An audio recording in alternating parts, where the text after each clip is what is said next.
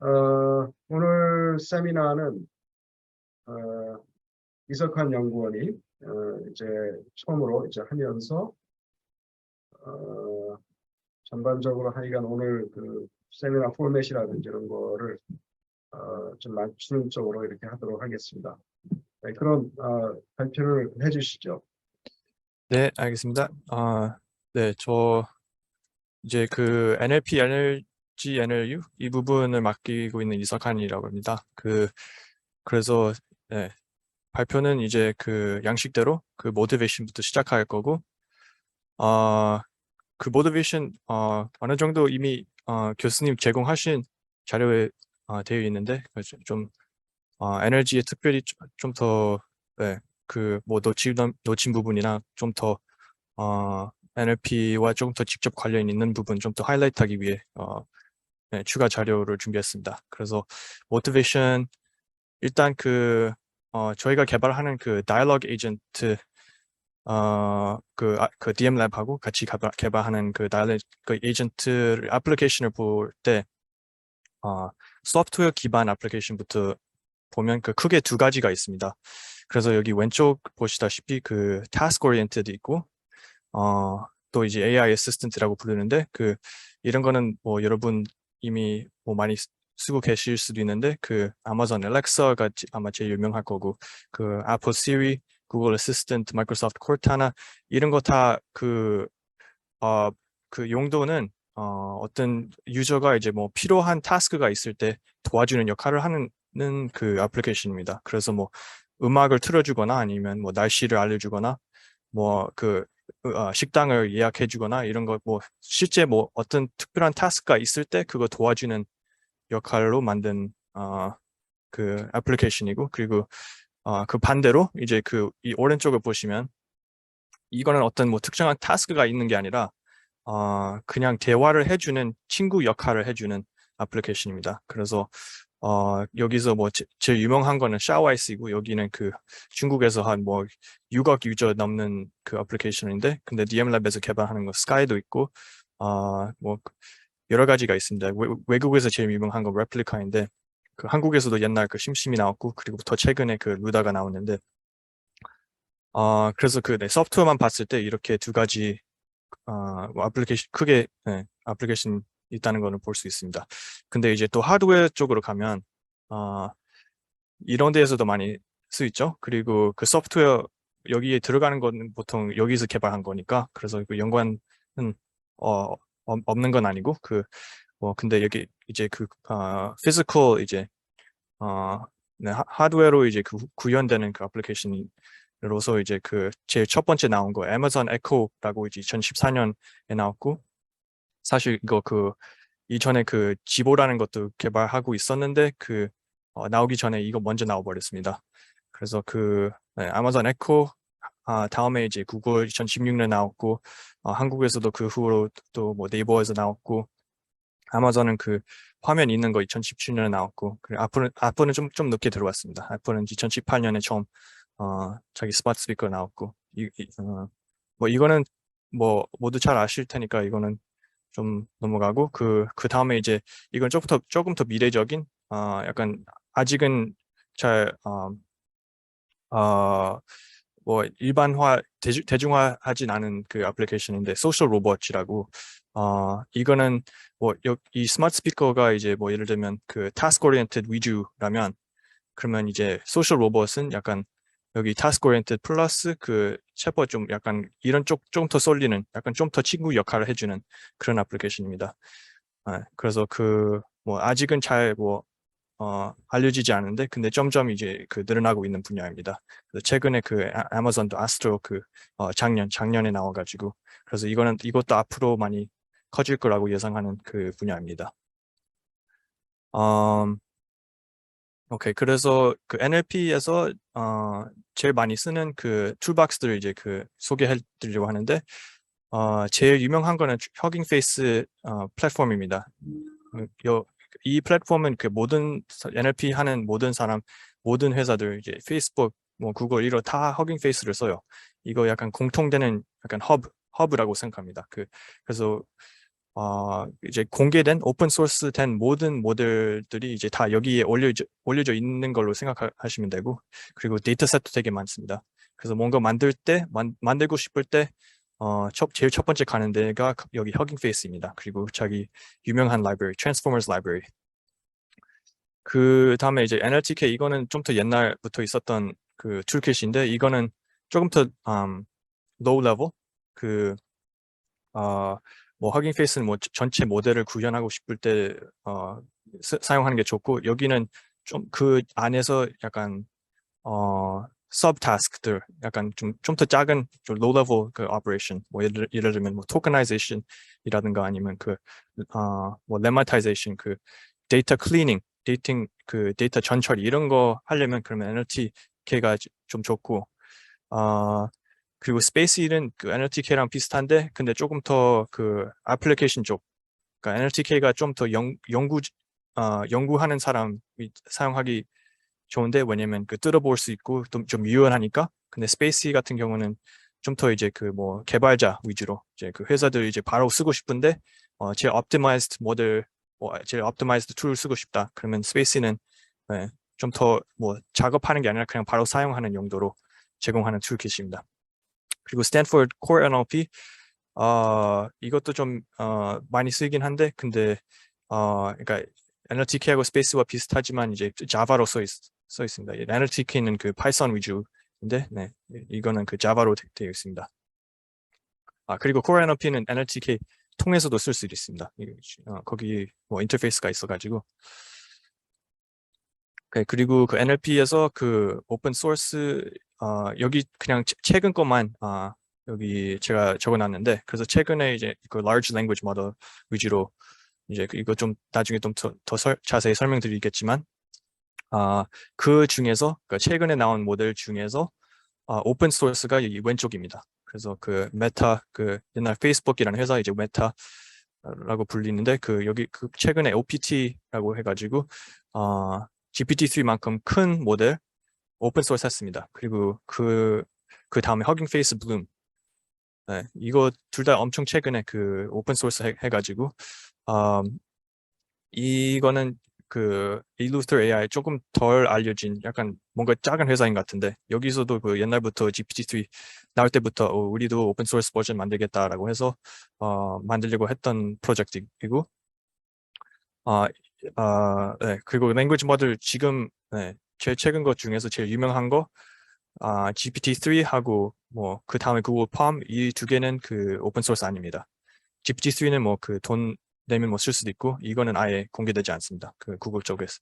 그래서 잠시만요. 네, 그래서 이 위쪽은 랭귀지 모델이고, 그래서 엄청 그 뭐 어떤 특별한 타스크를 위해 학습된 거 아니고 그냥 엄청 general 모델, 그러니까 어떠한 타스크를 하고 싶든 이제 쓸 수 있는 랭귀지 모델이고, 이 밑에는 이런 랭귀지 모델을 써가지고 챗봇, 그러니까 다이얼로그 에이전트를 만든 겁니다. 그래서 그 중에서 제일 유명한 거, 그 영국 쪽에서는 메타에서 만든 블렌더봇 3, 이거는 OPT 기반으로 만들었고, 그 마이크로소프트에서 나온 이제 최근에 곧 걸델이라는 모델 나왔고, 그 전에는 다이얼로그 GPT하고 다이얼로그 GPT-2 있었는데, 제일 최근 나온 거는 고델이고, 그래서 이 둘 사이 이제 차이점이 뭐냐면, 그 블렌더봇 3는 조금 더 약간 친구처럼 이제 대화하는 식이 그 용도로 만들었고, 그 고델 같은 경우는 좀 더 task oriented, 그래서 어떤 특정한 뭐 식당 예약하거나 이런 거, 그 스마트 그 스피커나 AI 어시스턴트 쓸 용도로 이제 만들었고, 그리고 구글에서 제일 잘 알려진 그 챗봇 램다 2, 이거 좀 최근에 나왔고, 옛날 미나라는 거 있었는데 이제는 램다 2가 나오는데, 이것도 되게 성능이 엄청 좋다고 하는데, 근데 이거는 공개되지 않습니다. 그래서 다이얼로그 에이전트 중에서 오픈 소스가 이 왼쪽 이 두 가지입니다. 오케이. 그래서 이제 그 다이얼로그 에이전트 만들 때 제일 흔히 써 있는 그 데이터베이스인데, 이 왼쪽은 그 목표로 수집한 데이터 셋입니다. 그래서 그 어떤 회사가 이제 그 돈 내서 사람 뽑아서 이제 그 자기 그 연구에 맞게 그 데이터셋을 아예 from scratch로 만든 데이터셋입니다. 그래서 대부분 페이스북에서 나오는데 근데 뭐 예를 들면 그 multi-wasn't task completion 목표로 만든 데이터셋, 그 Wizard of Wikipedia 이거 엄청 유명한 데이터셋인데 이거 뭐 그 챗봇하고 대화할 때 어떤 필요한 knowledge가 있으면 뭐 브라크 오바마 이제 그 언제 태어났냐, 뭐 브라크 오바마 딸이 그 이름이 뭐냐 이런 거 뭐 그 knowledge가 필요할 때 잘 그 답할 수 있게 그 이 DB가 만들어졌고, 이거는 뭐 예를 들면 그 챗봇이 어떤 특정한 페르소나 뭐 18살의 그 여자분 이제 그 뭐 고대 다니는 이런 페르소나를 가질 수 있게 그 학습하기 위해 만든 데이터셋이고, 뭐 그래서 쭉 이런 그 목표별로 데이터셋이 많이 나와 있습니다. 그리고 이 오른쪽은 이거 real world 데이터, 이거는 그 뭐 누군가 이제 돈 내서 이제 수집한 게 아니라 그냥 그 인터넷에 이미 올려져 있는 것을 데이터로 쓰는 겁니다. 그래서 이거 레딧 같은 경우 그 약간 SNS 사이트인데 이거 그 누군가 이제 그 포스트를 올리면 거기에 대한 댓글들로 약간 대화랑 비슷한 형식이니까 대화용으로 쓰겠다라고 해서 이거 제일 큽니다. 이거 진짜 어마어마하게 큽니다. 그래서 그 뭐 대화의 데이터를 쓰고 싶을 때 양이 중요하면 이거 제일 많이 쓸 거고, 그 레딧 데이터셋하고 그거랑 비슷한 거 트위터 데이터셋도 있고, 오픈 서브타이틀즈는 그 영화 자막으로 만든 데이터셋이고, 그것도 주로 대화니까 그 대화용으로 되게 그 적합하고, 그리고 이거 커먼 크롤이라는 게 이거 되게 유명한데, 그 이거는 뭐냐면 이제 그냥 인터넷에 올려진 그러니까 모든 걸 다 싹 이제 그 가져오고 이제 한 데이터셋으로 만든 겁니다. 그래서 이거 그냥 전체 인터넷을 보시면 됩니다. 전체 인터넷의 모든 걸 다 모아서 이제 common crawl이라는 거 만들었고, 이거 뭐 거기서 뭐 필터링도 하고 뭐 그래서 이제 뭐 안 좋은 내용을 빼서 만든 것이지만 근데 대충 그렇게 생각하시면 되고, 그리고 이거는 그 GPT-3 그 학습할 때 썼습니다. 그리고 오픈 소스입니다. 이런 거 다 오픈 소스입니다. 모든 사람 다 쓸 수 있는 DB입니다. 네. 그리고 Massive Test는 그 Common Crawler랑 비슷한데 조금 더 작은 규모. 그리고 그러니까 그 다이얼로그 에이전트를 연구하면서 그 다른 분야도 많이 쓰이더라고요. 그러니까 많이 쓰면 이제 그 도움이 될 거라는 생각이 들었고, 그래서 QA도 좀 DB를 좀 쓰려고 해서 그 QA에도 좀 좋은 데이터셋이 많은데, 그 중에서 제일 유명한 거 스쿼드하고 스쿼드2 스탠포드에서 나온 거, 이거는 아마 question answering, 이것도 다른 QA하고 이거 conversational QA. 네, 그래서 그 주로 이런 DB를 쓰고 있습니다. 그래서 이제 그 review of past current work에서 이제 대충 이제 그 NLP 분야 그 연구 방향이 어떻게 그 진화됐는지 이제 이것 좀 간략하게 좀 소개해 드리려고 하는데, 그래서 그 modern 약간 현대 NLP 시대가 이제 2010년에 시작했습니다. 그 월트백이 나와가지고 이전에는 그 NLP 분야는 그 월드넷이라고 해가지고 그 엄청난 큰 약간 사전 같은 거, 이제 사전인데 엄청 구체적으로 이게 그 어떤 단어가 있으면 그러면 그 단어가 어떤 특징이 있는지, 뭐 어떻게 쓰이는지, 어떤 의미가 갖는지, 어떤 다른 단어하고 어떻게 연관되어 있는지 이런 거 다 엄청 약간 그 ultimate dictionary라고 만들려고 이제 그걸로 이제 좀 그 NLP 타스크를 해결하려고 했는데, 근데 알고 보니까 이렇게 효과가 그렇게 좋지는 않았어요.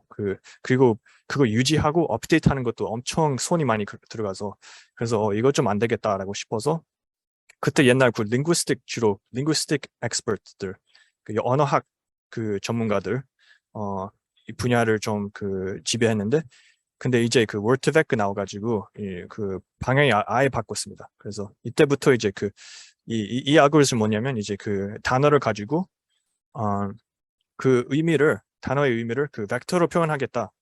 그래서 벡터 스페이스에 있는 위치로 그 단어들의 관계하고 의미를 이제 표현하겠다라는 네, 방식이어서 네, 이때부터 이제 다 그쪽으로 갔습니다. 그래서 언어학 전문가보다 이제 그 통계학 이런 사람이 컴퓨터 전공 이런 사람이 이제 그 분야를 좀 들어왔고 그래서 그 다음에 이제 2014년부터 이제 이런 deep neural net들이 이제 그 적용이 됐고 그래서 이 벡터를 가지고 이제 이 네트워크를 써가지고 적용해서 또 이제 그 성능이 엄청 많이 올라갔습니다. 그래서 네, 이것도 좀 이따 좀 더 설명드릴 거고 그리고 그 같은 해 이제 2014년 또 attention mechanism이 나왔습니다.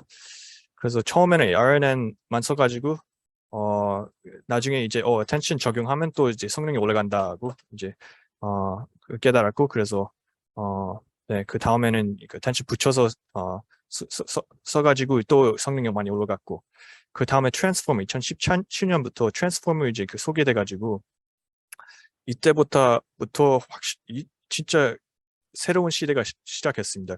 또 이제 그 NLP 중에 그래서 네, 이제는 이 전에 거는 다 이제 옛날 거라고 사람들이 생각하는데 그 트랜스포머도 나와가지고 성능 진짜 많이 올라갔고 그리고 그 트랜스포머 그러니까 성능뿐 아니라 왜 유명해졌냐면 이제 그 프리트레인 모델을 써가지고 그 원래 그 목표로 학습된 타스크 아닌데도 잘 할 수 있다. 그리고 잘 할 수 있는 것뿐 아니라 state of the art 할 수 있다. 라는 것을 깨달았습니다. 이제 NLP 연구원들 이제 이거 트랜스포머에 나와가지고 옛날에는 뭐 어떤 뭐 타스크가 있으면 그 타스크를 위해서만 학습한 모델이 최고였는데 이제 이때부터 아니었습니다. 이때부터 아예 처음부터 뭐 예를 들면 part of speech tagging 이런 타스크만 학습된 모델보다도 pre-trained 모델을 가지고 아예 다른 타스크를 위해 학습된 모델을 가지고 그걸 파인 튜닝하면 그러면 그 전문 모델, 그 전용 모델보다 더 성능이 올라갈 수 있다는 거 때문에 이제 트랜스포머가 좀 대박이 난 거고 그리고 그 후로는 이제 그 트랜스포머 그냥 같은 아키텍처인데 그냥 스케일링 업 했습니다. 그래서 이 같은 아키텍처 가지고 파라미터 수 엄청 많이 늘려가지고 엄청 커지고 그리고 데이터도 엄청 많이 더 써가지고 그 large language model 이제 2020년 그 GPT-3 나올 때부터 이제 거기도 또 이제 새로운 시대가 시작했고 거기는 더 나가서 이제 그 파인 튜닝도 필요 없이 그냥 few shot learning 아니면 zero shot learning 그냥 몇 가지 예시만 주면 잘 할 수 있다. 라는 특징으로 그 다음 세대가 열었습니다. 네, 그래서 이거는 좀 더 이제 테크니컬 디테일도 좀 들어가려고 하는데 그래서 첫 번째 이제 word vector map 이제 word to vec 시작해서 이제 단어가 다 이제 vector representation으로 바꾼 거 이거 왜 좋냐면 이제 그 사전 가지고 이제 단어가 어떤 의미인지 이런 거 다 손으로 이제 할 필요 없이 그냥 학습을 하면서 자연스럽게 이제 그 벡터 스페이스 안에 단어들이 자기 의미에 맞는 위치를 취하는 거예요. 그래서 단어들이 서로 이제 비슷한 의미를 갖는 단어들이 이제 한 클러스터로 이제 모이고 그래서 mountain하고 volcano 비슷하니까 벡터 스페이스 안에 그 가까운 위치를 취하고 그리고 또 여기 woman하고 girl 여기도 이제 서로 비슷하니까 그 벡터 스페이스 안에 가까운 위치를 취합니다. 그리고 이 두 단어하고 이 두 단어는 서로 관련 없으니까 그래서 벡터 스페이스 안에 거리가 멀어집니다. 네, 그래서 이런 거 다 사람들이 이제 손으로 이제 개입할 필요 없이 그냥 기계가 이제 학습하면서 이렇게 자동으로 배울 수 있으니까 되게 편했고 되게 효율적이라고 발견이 됐습니다. 그리고 근데 여기도 또 이제 아예 이제 처음 시작할 때 문제가 생겼는데 그 문제는 그 word sense disambiguation problem이라고 해가지고 이 방법으로 쓰면 그러면 한 단어에 한 벡터니까 이 단어가 여러 가지 의미가 있으면 그 그 다른 의미를 표시하기가 힘듭니다. 예를 들면 뭐 chair 같은 경우는 의자라는 뜻일 수도 있고, 아니면 그 뭐 interspeech chair 위원장이라는 말이 그 의미가 가질 수 있는데, 근데 벡터가 하나니까, 그래서 그 관계, 그 단어하고 다른 단어의 관계를 이제 거리로 표시하려면 한 벡터로 이제 힘든다는 겁니다. 그래서 그 뭐 아예 chair를 의자라는 뜻으로 이제 위치를 잡거나, 아니면 그 위원장을 잡거나 둘을 할 수 없다는 문제로 이제 word sensitive disaggregation problem이라고 하는데, 이거는 나중에 트랜스포머 나오면서 어느 정도 해결이 됐습니다. 그래서 이거는 좀 이따 제가 설명드리겠습니다. 그래서 여기 그 신기한 거, 이제 이런 거 하면서 그냥 비슷한 단어들끼리 이제 묶이는 것뿐 아니라, 이제 자세히 들어보니까 이런 관계들 엄청 정확하게 이제 벡터 그 방향하고 거리로 진짜 정확하게 그 반영이 됐더라고요. 그래서 뭐 예를 들면 woman하고 man의 차이점이 이제 그 성별이잖아요. 그래서 그 성별이라는 벡터가 있더라고요. 그게 생겼더라고요. 이제 그래서 woman이라는 벡터하고 man이라는 벡터를 쳐보면 그 벡터를 보면 그 벡터 사이에 그러니까 woman 벡터 마이너스 man 벡터 하면 이제 벡터가 나오잖아요. 그 두 벡터 사이의 벡터. 그 벡터 가지고 퀸에 적용하면 킹이 나오는 겁니다. 그래서 그 성별이라는 뜻도 벡터로 표시가 되는 겁니다. 이거는 원래 이제 목표로 한 건 아닌데, 근데 학습하니까 자동으로 이렇게 되더라고요. 그래서 그 성별뿐 아니라 그 다른 관계들도, 뭐 예를 들면 싱귤러하고 복수하고 단수. 그래서 뭐 예를 들면 chairs하고 chair가 있으면 chairs하고 chair 사이에 또 이제 벡터가 있고, 그 벡터를 이제 뭐 person에 적용하면, 그러면 그 단수니까 그 복수로 바꾸는 벡터를 적용하면 그러면 people로 되는 거였습니다. 그래서 자동으로 이런 거 다 사람이 이제 의도적으로 한 건 아니고, 그냥 학습하면서 이제 자동으로 이런 관계들 이제 벡터 스페이스 안에 형성되더라고요. 오케이, 그래서 이 벡터를 가지고 이제 그 다음 단계는 이제 RNN으로 적용하는 거였는데, 그래서 RNN 모두 아시겠지만 그러니까 이게 뉴럴 네트워크인데, 그 뉴럴 네트워크의 특징이 이제 각 타임 스텝마다 이제 텍스트 인풋이, 새로운 인풋이 들어오는데, 근데 새로운 인풋만 들어오는 게 아니라 그 전 타임 스텝에 그 히든 스테이트가 들어갑니다. 그래서 이제 뭐 예를 들면 문장이 있으면, 문장은 그 시퀀셜 데이터니까 I ate a pancake for breakfast 이런 문장이 있으면 문장에 있는 모든 단어가 그 의미는 그 전에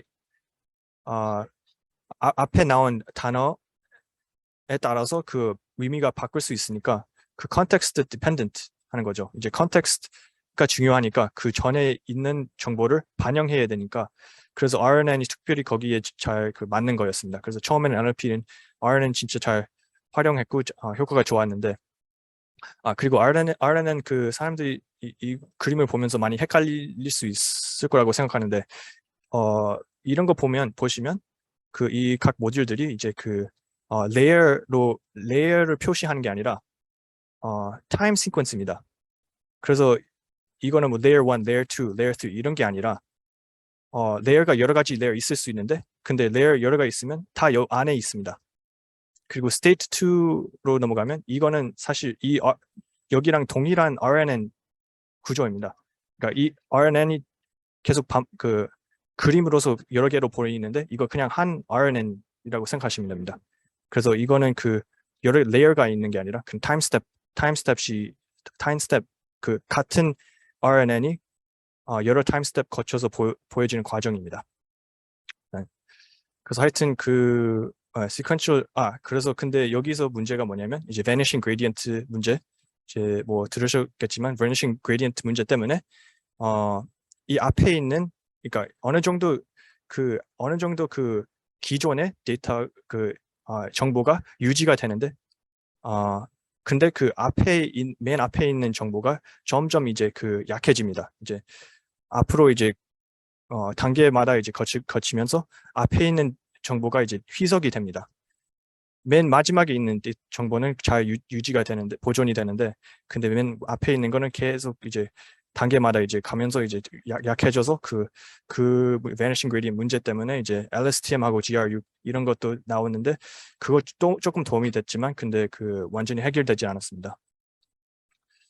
그 다음에 이제 그래서 트랜스포머 이제 어떻게 개발됐는지 그 근원을 본다면 그 머신 트랜슬레이션 타스크를 풀기 위해 만든 거였습니다. 그래서 머신 트랜슬레이션 할 때 이 아키텍처를 주로 썼는데 인코더 디코더 아키텍처. 그래서 그 인코더 디코더 뭐 이것도 많이 들으셨겠지만 뭐 텍스트 뭐 어떤 뭐 사용자가 이제 사용할 뭐 잘 해석하기 쉬운 무슨 인풋이 있으면 그러면 이거는 이제 그 기계가 잘 해석하고 조율하고 이제 manipulation 하기 쉬운 그 벡터로 바꾸는 겁니다. 그래서 인코더 그러니까 두 가지 뉴럴 네트워크 있고 그래서 인코더 뉴럴 네트워크 있고 디코더 뉴럴 네트워크 있는데 그래서 그 텍스트 인풋을 이제 벡터로 바꾸는 거 인코더이고 그리고 디코더가 이제 이 벡터를 다시 그 텍스트 아웃풋으로 바꾸는 게 디코더입니다. 그래서 뭐 머신 트랜슬레이션 타스크라면 그러면 이건 뭐 영어 문장이 될 수도 있고 그러면 영어 문장이 들어오면 그러면 벡터를 바꾸고 그 인코더가 벡터로 바꾸고 그러면 그 벡터를 가지고 디코더가 그걸 뭐 프랑스 말로 바꾸는 거 이거 뭐 쉽게 말하면 그거 인코더 디코더 아키텍처입니다.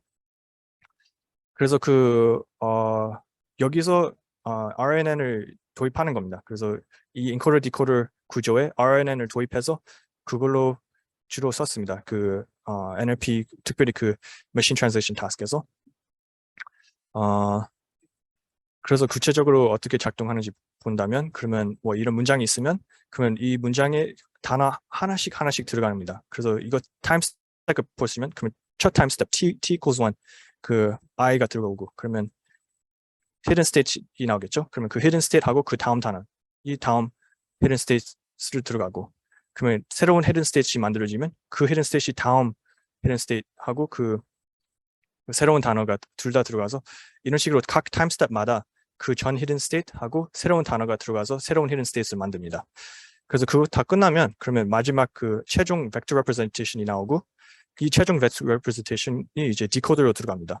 그러면 그거 인풋으로 이제 디코더가 첫 번째 히든 스테이트 만들고 그러면 이 아웃풋이 또 다음 히든 스테이트 들어가고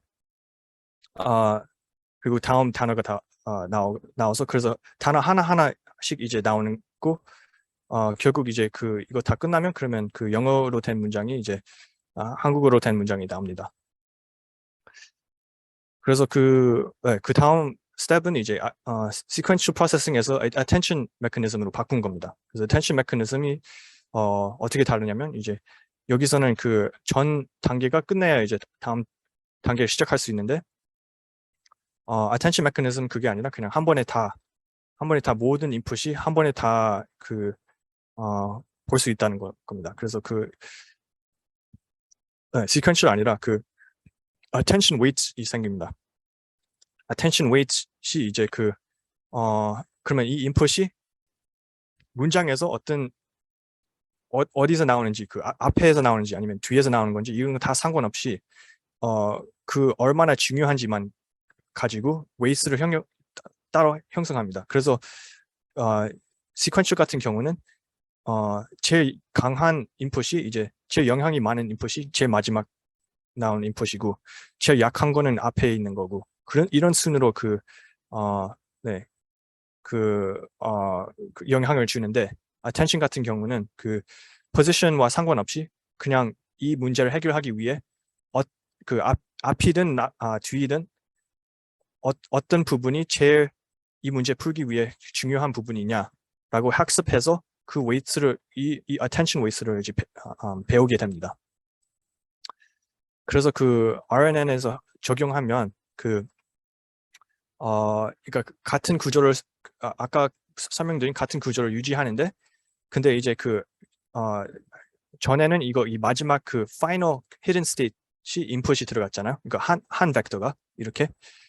이제는 그게 아니라 이제 그 어떤 단어를 이제 prediction 하고 싶을 때 그 한 벡터가 보는 게 아니라 이제 모든 hidden state, 그 마지막 hidden state 뿐이 아니라 모든 hidden state 다 볼 수 있다는 겁니다. 그리고 그 hidden state이 중요성은 그 position 순서로 되는 게 아니라 그냥 얼마나 이 문제를 이 단어에 얼마나 relevance, 얼마나 연관성 있는지 보고 벡터가 강해집니다. 이 weight가 강해집니다. 그래서 예를 들면 여기서 기계 학습, 이 학습이라는 단어를 prediction 하려면 여기 그 원래 문장에 machine하고 learning 이 제일 연관성이 있으니까 그래서 여기는 attention weight이 제일 강해지는 거 볼 수 있습니다. 그래서 이제 그 다음에는 이제 그 트랜스포머로 가는 길이 이제 트랜스포머 이제 그 attention is all you need 2017년에 그 구글에서 나온 그 논문 엄청 유명한 논문인데 그 attention is all you need 그때부터 이제 트랜스포머이 등장하게 됐습니다. 그리고 그 트랜스포머이 혁신이 뭐냐면 뭐 여러 가지 있겠지만 근데 그 중에서 좀 큰 거는 이거 RNN 구조를 버립니다. sequential 그 방법을 이제 아예 버립니다. 그래서 이런 거 필요 없이 그냥 sequential 방법 다 필요 없고 attention만 있으면 된다. 그래서 그 논문 이름이 attention is all you need. attention만 가지고 할 수 있다. RNN 이제 아예 없애고 그래서 이것도 뭐가 좋냐면 그 parallel 그 병량 처리 이제 parallel processing을 써가지고 학습이 또 이제 엄청 빨라졌고 그리고 이제 성능도 많이 올라간다는 것을 이제 보여줬습니다. 그리고 self attention. 그래서 이 전에는 이제 어떤 디코더 아웃풋을 계산할 때 이제 인코더 인풋을 다 intention을 적용했는데 self attention이 뭐냐면 어떤 토ken 이제 그 문장에 있는 어떤 토ken을 representation 할 때 어떤 다른 문장을 보는 게 아니라 같은 문장을 봅니다. 그래서 이 문장에 있는 모든 단어가 이제 새로운 임베딩을 만듭니다. 그래서 이런 거 다 이미 벡터가 있잖아요. 벡터를 학습하면서 배웠잖아요. 근데 이제 새로운 벡터 임베딩을 배웁니다. 그리고 그 새로운 임베딩이 뭐냐면 각 단어마다 그 단어에 있는 같은 문장에 있는 모든 단어를 가지고 얼마나 그 연관성이 있는지를 보고 attention 계산해가지고 그걸 다 weighted average를 해가지고 그 새로운 임베딩을 만듭니다. 그래서 그 I라는 단어는 그냥 혼자서 보는 게 아니라 이 컨텍스트 전체를 봅니다. 그래서 new embedding을 계산할 때 이 원래 벡터하고 플러스 다른 문장에 있는 모든 단어들의 embedding 곱하기 자기 이 단어에 얼마나 연관성이 있는지 attention weights 통해서 해서 새로운 embedding을 만듭니다. 그래서 아까 말씀드린 word sense disambiguation problem word vector 처음 나왔을 때 한 단어가 여러 가지 의미가 있으면 그러면 문제가 없습니다. 이 방법으로는 예를 들면 chair 아까 말씀드린 chair라는 벡터 처음에는 한 벡터밖에 없어서 그러면 chair가 한 의미를 가질 수밖에 없고 두 의미를 가질 수 없다는 건데 여기서는 chair 나오면 chair가 한 벡터 그냥 그게 최종 representation가 아니라 어떤 문장에 있는지에 따라서 이런 과정을 통해서 새로운 embedding이 문장에 맞는 벡터가 나옵니다. 그래서 chair이 어떤 I sat on a chair에서 나올 때 거기서 나온 embedding이 he was the chair of interspeech 거기서 나온 chair 문장이 서로 다르니까 이렇게 계산하면 이제 서로 다른 embedding이 나옵니다. 그래서 충분히 이제 한 단어이지만 서로 다른 의미를 가질 수 있다는 문제를 해결했습니다. 이 방법으로. 그래서 하여튼 그래서 최종 이제 그것도 합해서 전 모델을 합해서 self attention도 있고 그러니까 각 단어가 자기 같은 문장에 다른 단어들과 간의 관계들을 이제 반영하는 self attention 하고 그 전에 이제 그 어떤 디코더 각 타임스텝마다 이 토큰에 대한 그 인코더의 모든 단어들의 연관성을 반영하는 attention weights 이걸 다 합쳐서 인코더 디코더 이제 구조가 나왔습니다. 그 트랜스포머에서 쓰는 거. 그리고 이제 이 디코더 부분은 또 이제 self attention이 있는데, 근데 그 엔코더와 달리 이제 그 디코더는 타스크가 뭐냐면 새로운 문장을 생성하는 타스크니까, 그래서 학습할 때 앞에 나오는 단어를 볼 수 없다는 겁니다. 그래서 이런 거 다 마스킹을 해가지고 뒤에 그 앞에 이미 나왔던 것만 이제 그 self attention 하고 입력이 됩니다. 이런 그 vector representation 만들 때. 오케이. 그래서 그 attention weights 어떻게 나오는지 설명드리려고 했는데, 그래서 이거 좀 쉽게 이해할 수 있게 좀 비유적으로 이제 케이크 만드는 과정으로 이제 비유를 만들었는데, 그래서 이제 어떤 토큰 이제 vector representation을 찾고 싶을 때 아까 그 self attention 이런 그 과정을 통해서, 그러면 이제 그 단어가 이제 query로 들어옵니다. query로 들어오면 그 scaled dot product attention 이것도 scaled dot product attention 그 dot product 다 아시잖아요. 그를 통해서 이제 각 단어, 그러니까 찾고 싶은 단어, 찾고 싶은 그 representation 필요한 단어가 들어오면 그것이 이제 다른 모든 단어, 그 같은 문장에 있는 모든 단어에 비교해서 그 키 벡터를 비교하는 겁니다.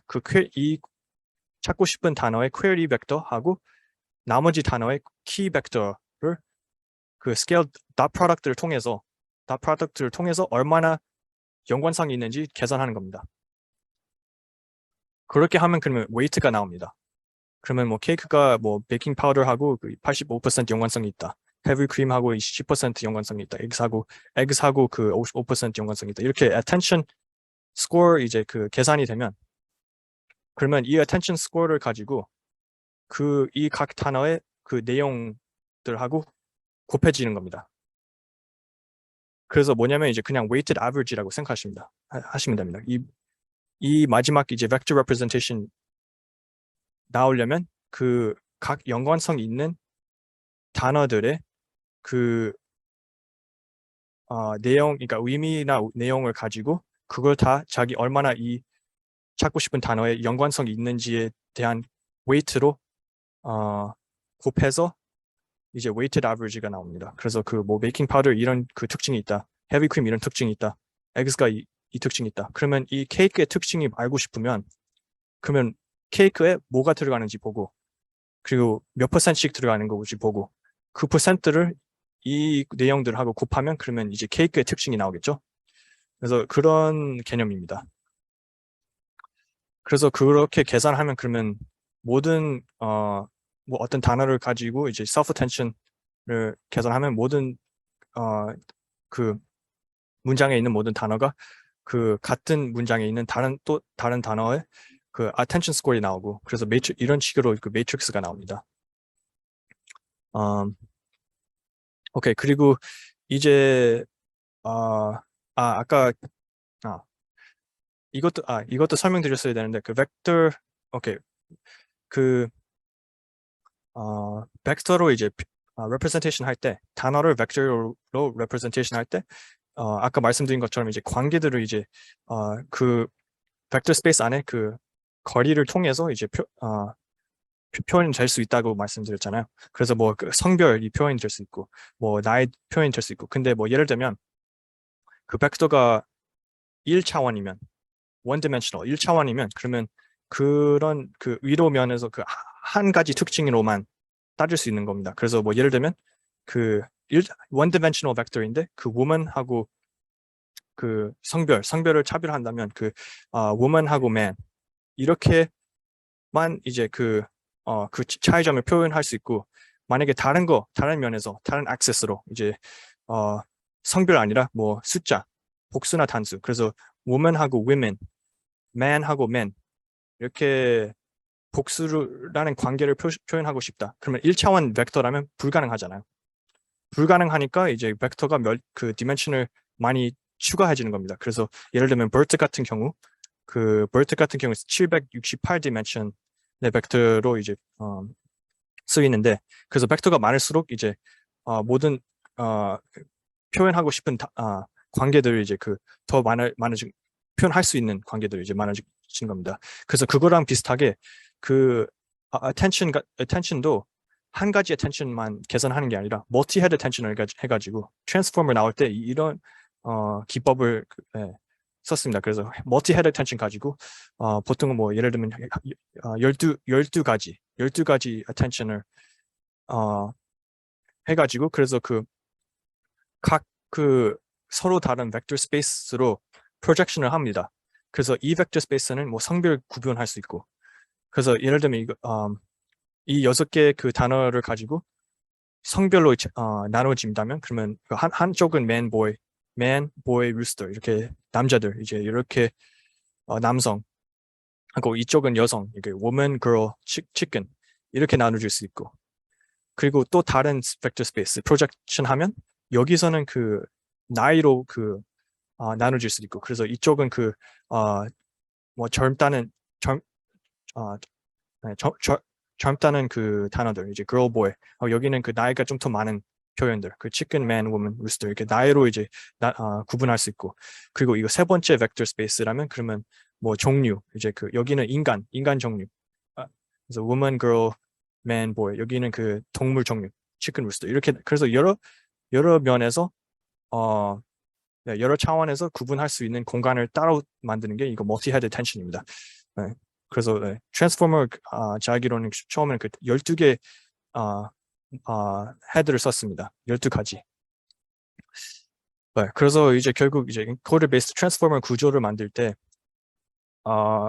전체 과정을 본다면 이러는데 그래서 전처리부터 시작해가지고 그 어떤 그 인간들이 이제 뭐 잘 읽을 수 있는 그 텍스트가 이제 인풋이 되면 그 텍스트가 이제 토커나이제이션 됩니다. 그 토커나이제이션이 뭐냐면 이제 단위로 나눠집니다. 그래서 이 단위는 뭐 여러 가지로 뭐 설정할 수 있는데 뭐 예를 들면 그 글자 단위로 뭐 T, R, A 이런 식으로 글자마다 이제 토큰이 될 수 있고 아니면 문장 단위로 한 문장이 그 토큰이 될 수도 있고 그래서 여러 가지 옵션이 있는데 지금 제일 많이 쓰이는 거는 subword tokenization입니다.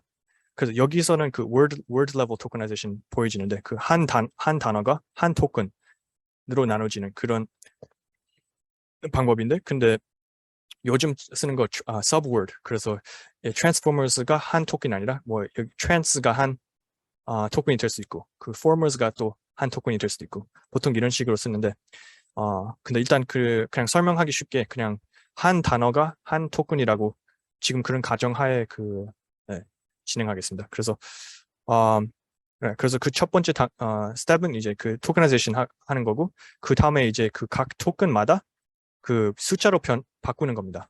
그래서 처음 학습할 때 그 모든 DB를 가지고 유니크 단어들 이제 다 셉니다. 그러면 뭐 예를 들면 뭐 10만 단어가 있다. 10만 유니크 단어가 있다. 그러면 그 각 단어마다 이제 그 중에서 0부터 10만까지의 한 숫자를 assign하게 됩니다. 네. 그러면 그래서 그거 인코딩이라고 하는데 근데 그 다음에 그러면 그 각 숫자가 이제 1대1 매핑이 되잖아요. 그 숫자가 이제 또 이제 벡터로 바꿉니다. 그 벡터로 바꾸는 게 embedding이라고 합니다. 그래서 이제 각 단어가 이제 숫자가 아니라 이제 한 벡터로 구성이 돼 있고 그리고 처음에는 이거 랜덤으로 이니셜라이제이션 됩니다. 근데 학습하면서 이거 그 의미 있는 벡터로 바꾸게 되는데 처음에는 보통은 랜덤으로 이니셜라이즈 합니다. 그리고 그 트랜스포머가 이제 그러니까 등장하면서 그러니까 그 시퀀셜 아니잖아요. 아까 그 보여드린 것처럼 시퀀셜로 처리가 되는 거 아니니까. 그래서 거기서 뭐가 이렇냐면 그 포지션에 대한 정보 이제 그러니까 이런 거 없으면 그 포지셔널 엠베딩 없으면 이 엠베딩 들어가면 그러면 이 트랜스포머 봤을 때 어떤 단어가 어떤 단어가 그 문장의 어디에 있는지 알 방법이 없습니다. 그래서 어떤 단어가 먼저 왔고 그 다음에 어떤 단어 들어왔고 이런 건 정보가 없으니까 이거 시퀀셜 아니고 그냥 한 번에 처리하는 거니까. 그래서 그 포지셔널 엠베딩도 이제 새로 추가가 됐습니다.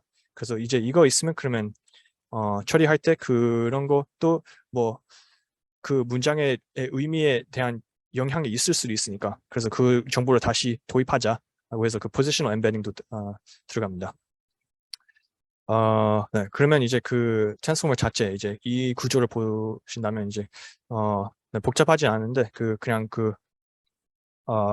이렇게 다 처리한 다음에 이 벡터가 들어와 가지고 그 첫 번째 레이어는 normalization layer입니다. 그래서 이 레이어 역할이 이제 그냥 어떤 배치가 있으면 그 배치 안에 mean 값이 이제 0하고 variance가 1로 바꾸는 거 이게 layer normalization 역할이고 그 다음에 그 multi-head self-attention 이거 방금 말씀드린 그 역할 하는 그 레이어이고 그리고 여기는 skip connection입니다. 그래서 이 벡터들이 이제 이런 거 처리하기 전에 그 상태로 그대로 이제 여기서 합치게 됩니다. 이거 skip connection이라고 해가지고 그래서 여기 처리된 벡터들하고 처리 안 된 벡터 이제 합쳐서 그 다음 레이어 이제 layer normalization 들어갑니다. 이거는 또 이제 여기랑 비슷한 역할. 그 다음에 이제 feed forward neural network 이거 왜 필요하냐면 여기까지는 그 linear operation들입니다.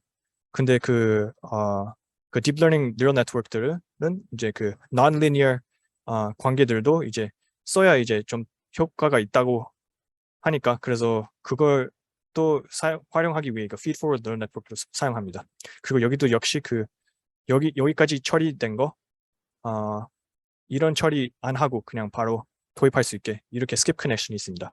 그래서 처리 안 된 벡터하고 여기 또 처리된 추가적으로 처리된 벡터 이제 합쳐서 마지막 히든 스테이트이 나옵니다.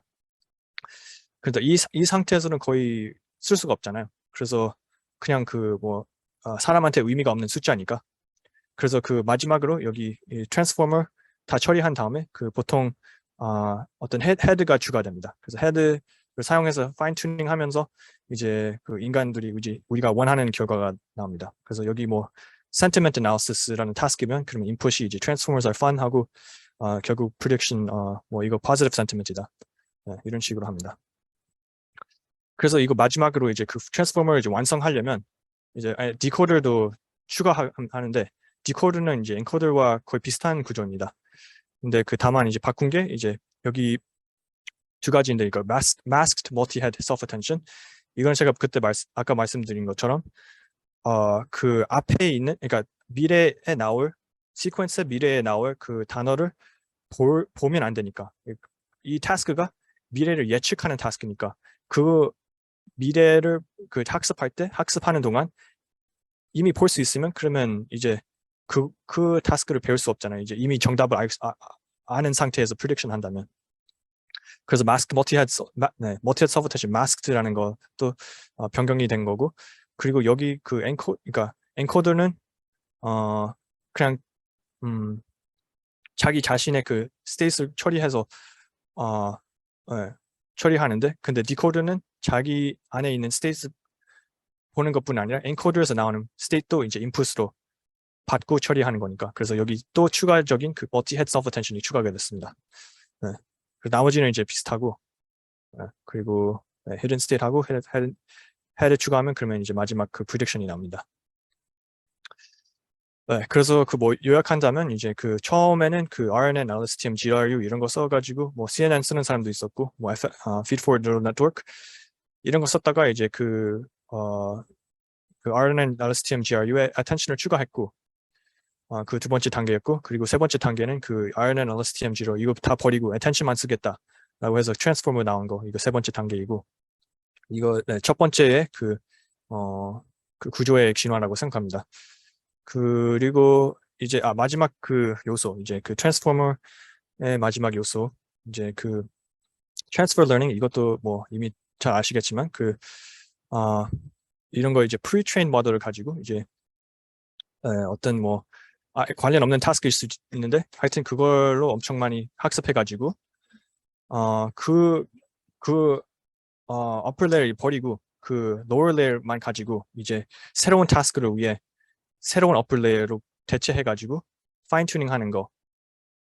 이거 transfer learning이고, 그러면 이 웨이트는 그대로 쓸 수 있고, 여기서 학습된 웨이트를 그 freeze 그 고정시키면, 그러면 이제 그 feature extraction이 되는 거고, 아니면 그 freeze 하지 않고 그냥 아예 그 추가적인 이런 거 이 웨이트들도 다 바꿀 수 있게 다시 더 세밀하게 트레이닝 한다면 그러면 파인 튜닝이 되고, 하여튼 그래서 그 원래 타스크 아닌 다른 타스크를 쓸 수 있게 바꾸는 게 이제 트랜스퍼 러닝입니다. 그래서 이것은 그 unfit이라는 모델이 이 방법을 NLP에서 처음으로 성공적으로 사용해가지고, 그래서 이것도 이제 트랜스포머를 추가해서 이런 그 현대 이제 모던 이제 그 트랜스포머 랭귀지 모델들이 생겼습니다. 그래서 그 프리트레이닝 부분 이것도 되게 중요한데, 그 이 GPT라는 약자도 이제 generative pre-trained transformers 여가지고 이거 제일 핵심이었습니다. 네, 그래서 그 GPT하고 BERT 처음 이 두 모델 나온 다음에 이제 변수 variation들이 엄청나게 나오는데, 그래서 두 패밀리들 나왔다고 생각할 수 있고, 근데 일단 BERT 같은 경우는 encoder only.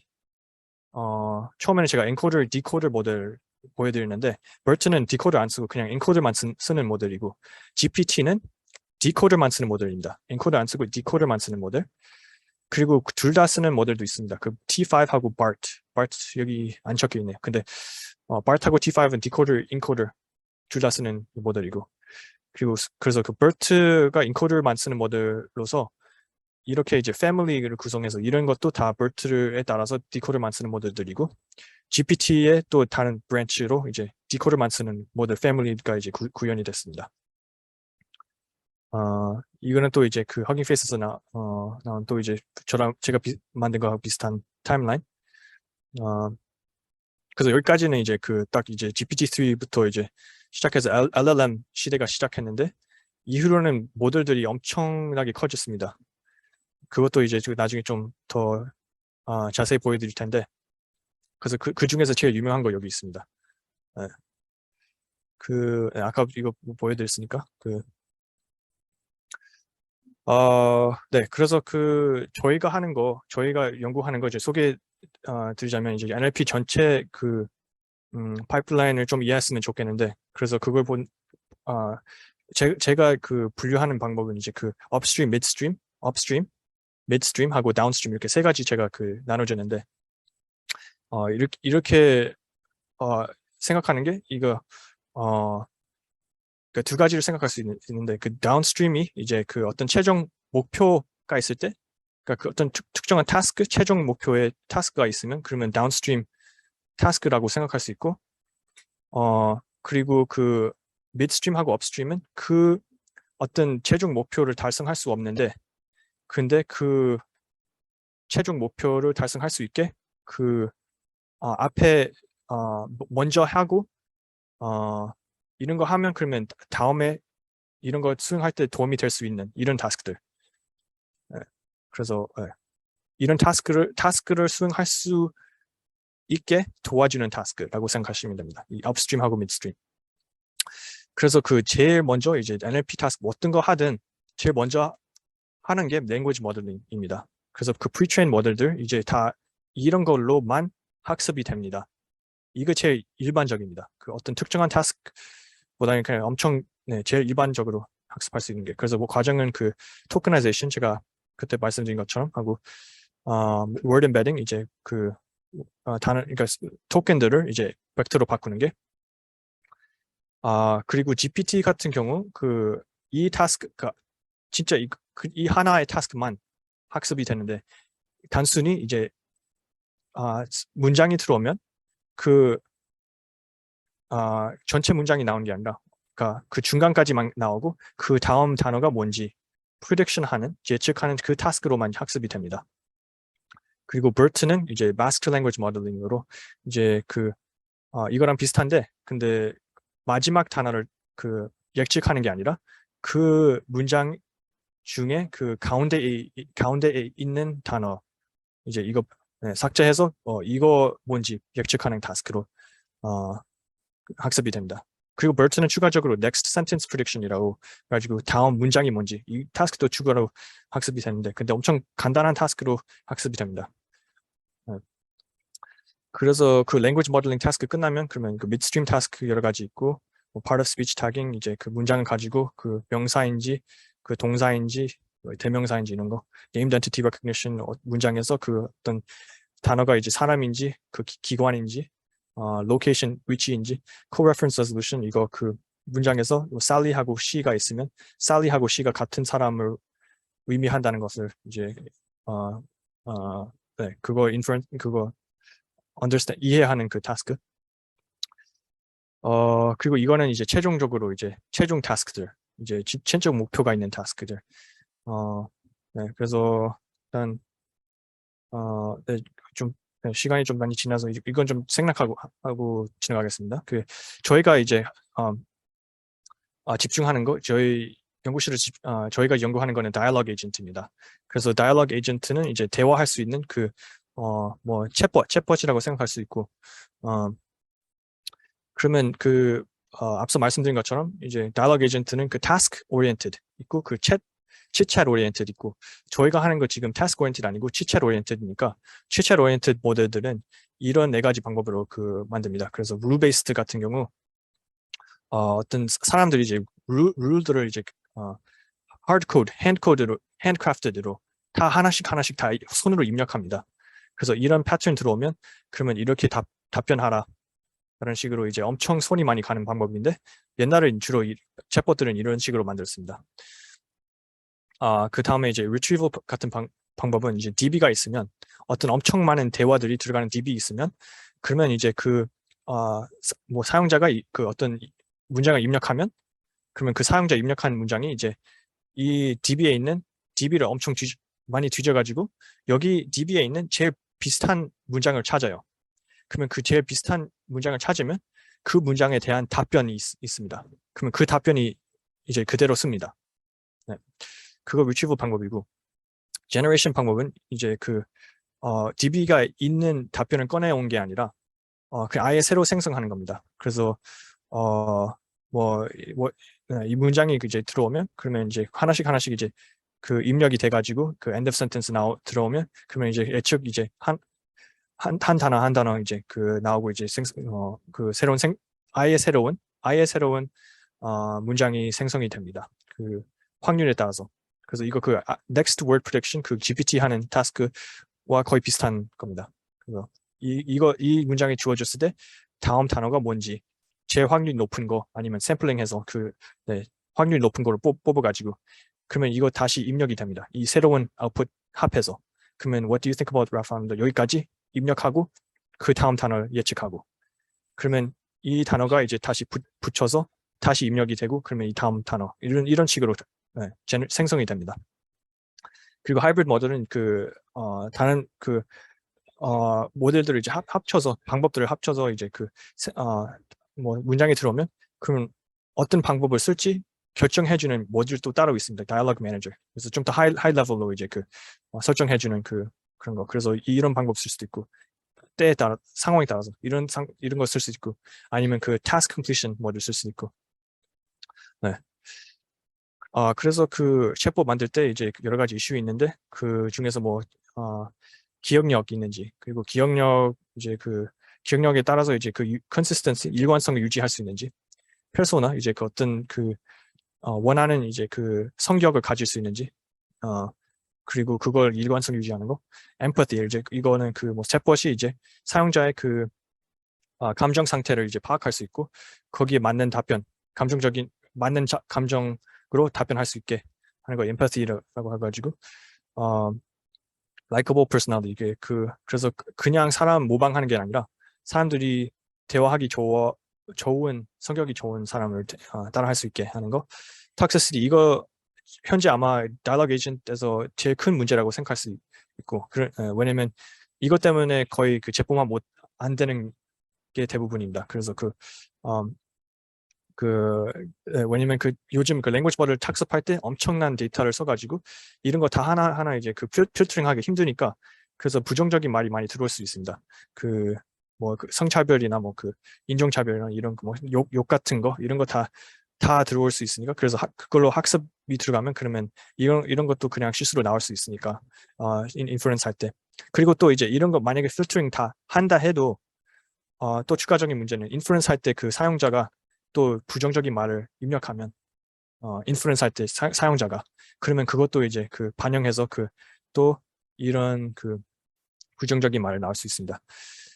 네, 다이얼로그 매니저 말씀드렸고 보통 이제 제너러티브 모델을 만들 때 확률 기반으로 하니까 그래서 제일 확률 높은 거 위주로 하면 그러면 뭐 답변이 그 맞을 수 있는데 아예 반복적이거나 아니면 재미없을 수도 있습니다. 뭐 I don't know 계속 나올 수도 있고 아니면 사용자 하는 말 그냥 그대로 반복할 수도 있고 아니면 자기가 했던 말 또 반복할 수도 있고 이런 거 다 확률 높은 거니까 그래서 확률 높은 위주로 이제 답변 아웃풋이 생성이 되면 그러면 네, repetitive boring 답변이 많이 나온다는 것을 네, 이런 거는 잘 알려진 문제입니다. 그리고 네, 이것도 비슷한 문제 I don't know, I'm still learning 이런 거 vague 난 구체적이지 않은 답변. 그리고 knowledge grounding은 이제 네, 그때 말씀드린 것처럼 이제 knowledge가 필요할 때 뭐 질문이 이제 버라크 오바마가 언제 대통령이 됐냐 이런 거 들어올 때 그 knowledge가 필요하니까 이런 타스크도 학습하는 것도 이슈 리서치 이슈입니다. 그리고 대화할 때 어느 주제로 대화하고 있는지 그리고 뭐 사용자가 이제 이 주제가 좀 재미없으면 그러면 새로운 주제를 추천할 수 있는 게 이런 것도 리서치 이슈 있고 사용자가 이제 어떤 주제를 다루었을 때 뭐 그 사용자의 그 의견이 뭐냐 뭐 이 사람 좀 우파인가 뭐 좌파인가 이런 것도 디텍션 하는 것도 리서치 이슈입니다.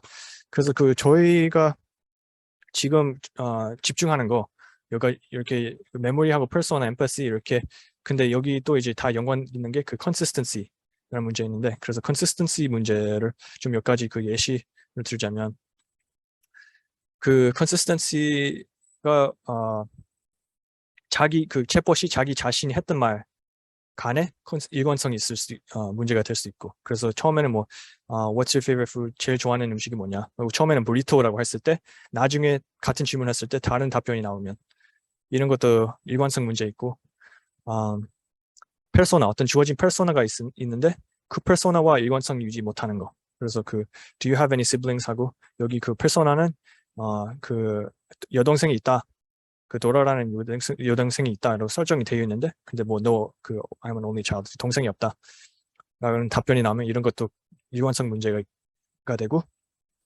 logical inference 이거는 DB나 설정이 없었는데 네, 여기 대화 히스토리 대화 기록이나 이런 페르소나에 정해지지 않았지만 네, 근데 논리적으로 생각했을 때 안 맞는 답변이 나온 거. 그래서 예를 들면 How old are you? I'm 20. 그래서 챗봇이 자기 20살이라고 하는데 그러면 그러면 몇 년에 태어났냐? 라고 했을 때 이제 2000년이 나오면 안 되잖아요. 지금 2022년이니까. 그래서 이거는 DB에 사실 없고 페르소나도 없었는데 그런데 논리적으로 생각했을 때 맞는 답변이 있고 이거는 틀렸으니까. 그래서 이것도 일종의 컨시스턴트 일관성 문제 있고. 그리고 그러면 그럼 고등학교 언제 졸업했냐? 그럼 이것도 서로 일관성이 없는 거죠.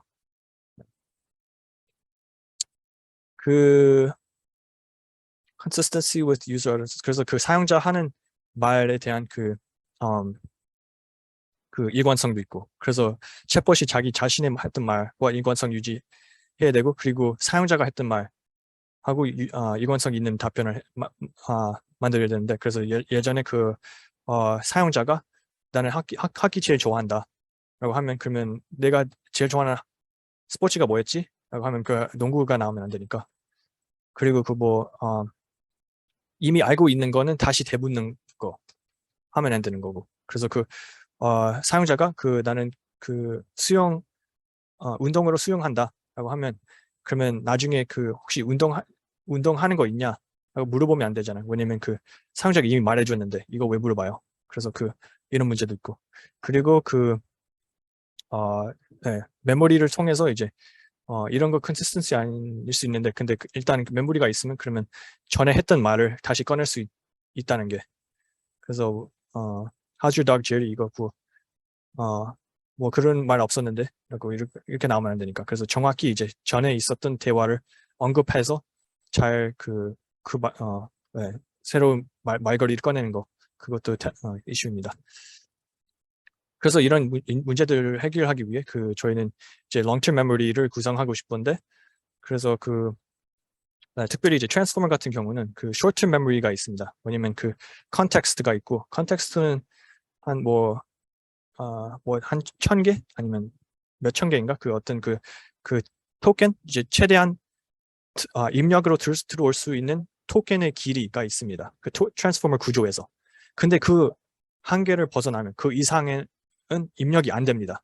그래서 트랜스포머가 long-term memory, 장기적인 메모리가 없다는 그 약점이 있습니다. 그래서 그걸 이제 만들려고 이제 아직 못 푼 문제입니다. 그 NLP 쪽에서는. 그래서 그거 때 큰 이슈인데, 그래서 그걸 해결하기 위해 뭔가 대화하면서 어떤 뭐 중요한 정보가 있으면 그 중요한 그 정보 나중에 써먹을 수 있는 정보를 이제 뭐 just playing with my cat, 사용자가 just playing with my cat, 이거는 좀 나중에 써먹을 수 있다. 그래서 이것을 이제 인식해서 저장하고 유저 프로파일이나 뭐 어딘가 저장해가지고 나중에 대화할 때 이거 써먹을 수 있게 하는 그런 구조를 만들려고 했습니다. 여기 화살표 잘 안 보이네. 이거는 네. 하여튼 네. 오케이. 그래서 이거 만들려고 이렇게 구조를 좀 계획하고 있는데, 이거 가면서 뭐 많이 수정하겠지만, 근데 여러 분야를 써가지고 시도해 보려고 합니다. 그래서 semantic parsing을 써가지고 일단 처음에는 인풋이 들어오면, 어떤 문장이 들어오면 what do you do in your free time, 사용자가 이제 말을 걸었습니다. 그러면 이 사용자의 입력된 문장을 이제 semantic parsing을 해가지고 이런 형태로 바꿉니다. 그래서 이런 형태면 이제 조금 약간 logical operator를 사용하는, 그러니까 기계가 쉽게 이해할 수 있고 논리적인 관계를 표시된 이런 형태로 바꿉니다. semantic parsing으로.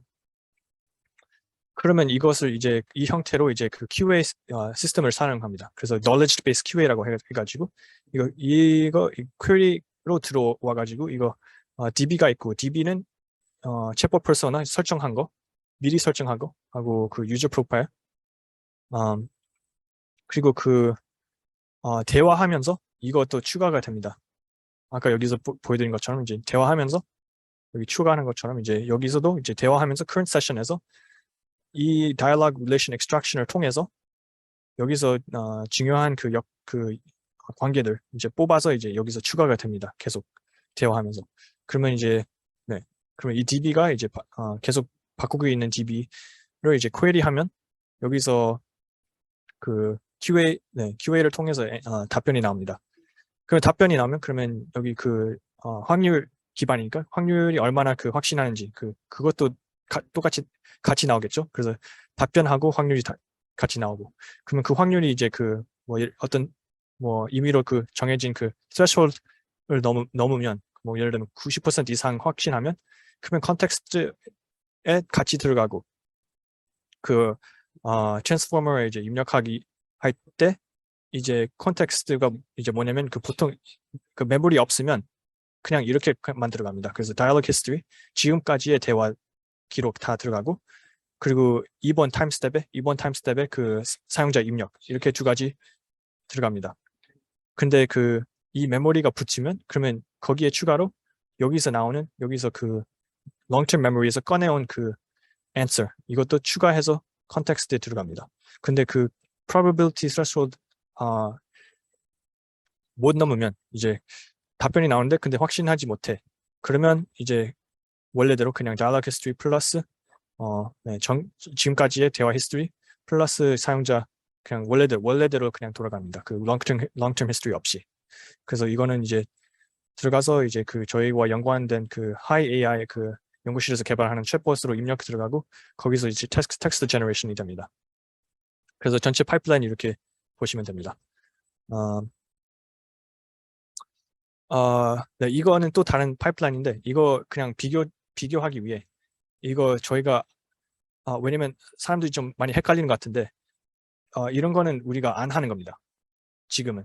그러니까 이런 거는 스마트 스피커를 하지 그리고 이미 다 해결된 뭐 어느 정도 뭐 완벽히 해결된 건 아닌데 근데 지금은 저희가 연구하는 건 아닌 부분이어서 그래서 task completion이라는 타스크 있고 그래서 이거는 아예 다른 파이프라인입니다.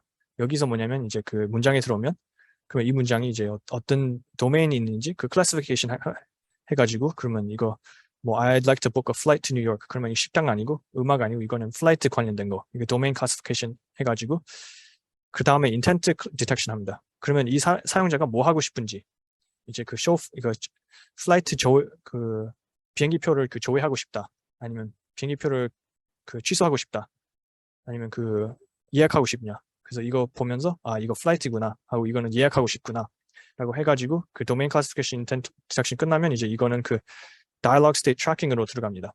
그래서 여기는 이제 프레임이 있고 틀이 있고 이런 그 빈칸들이 있어요. 이 빈칸들이 이제 슬롯이라고 해가지고 그 슬롯을 채우는 거 슬롯 필링이라고 합니다. 그래서 그 여기가 그 빈칸이 있으면 그러면 이제 그 빈칸을 채우기 위해 이제 사용자한테 다시 물어보는 겁니다. 그럼 사용자가 다시 이제 그 문장이 들어오면 그러면 계속 대화하면서 이거 하나씩 그 채워갑니다. 그 슬롯들을. 그러면 필요한 정보가 다 이제 채워지면 그러면 이제 그 다음 단계로 이제 다이얼로그 뭐 이거는 할 때마다 이제 각 타임스텝마다 하지만 근데 다이얼로그 폴리시에서 이거 지금 현재 다이얼로그 스테이트에 따라서 지금 뭐 해야 되는지 결정하는 게 그 다이얼로그 폴리시입니다. 그래서 여기서 이제 다 채웠으면 그러면 오케이 컨펌 확인하겠다 라고 결정하고 근데 이거는 그냥 결정입니다. 이거는 그 문장 아니고 사람들이 이해할 수 있는 문장으로 바꿀 수 있는 게 그 에너지입니다.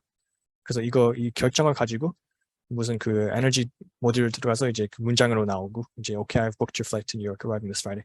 네. 그래서 이거는 task completion에 대한 파이프라인입니다. 오케이 그래서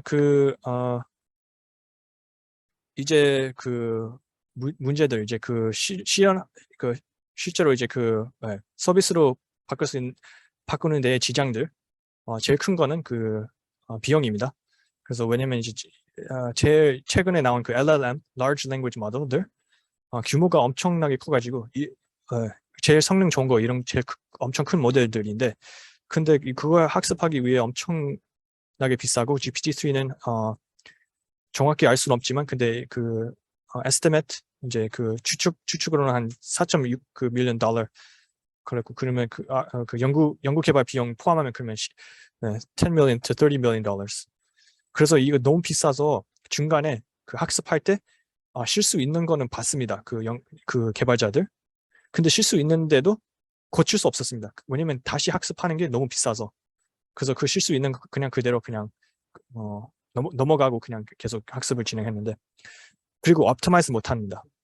하이퍼 파라미터 보통 우리는 뭐 그 모델을 학습할 때 이제 성능 올리기 위해 여러 번 이제 돌려서 이제 하이퍼 파라미터 튜닝 하잖아요. GPT-3 같은 경우 못 합니다. 튜닝 못 합니다. 왜냐면 한 번만 튜닝해도 이만큼 비용이 드는 거 아니까 그래서 딱 한 번 학습하고 끝입니다. 그래서 그런 문제가 있고 다 학습한 다음에 저희는 뭐 어쨌든 뭐 프리트레인 모델의 이제 개념이 뭐냐면 우리는 그냥 프리트레인 할 필요 없이 그냥 기존의 모델 써가지고 파인 튜닝 하면 된다라는 장점이 있기 때문에 이런 거 우리는 신경 안 써도 되지만 근데 이거 파인 튜닝 하는 것도 비용이 듭니다.